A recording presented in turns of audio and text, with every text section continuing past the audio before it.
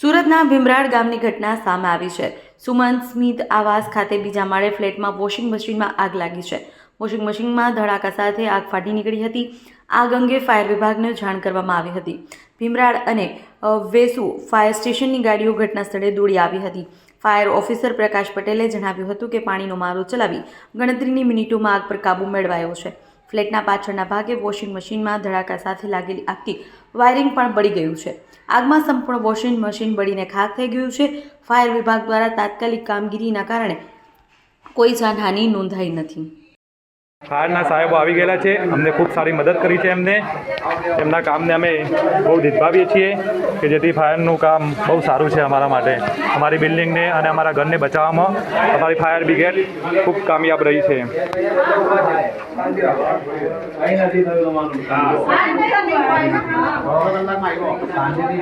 સાહેબે બી ખૂબ મહેનત કરી છે અમારા ફાયરને ઘરને બચાવવા માટે। થેન્ક યુ, આપનો બી આભાર। આપણે જીવન ચાલો બધા વાત જાઓ તો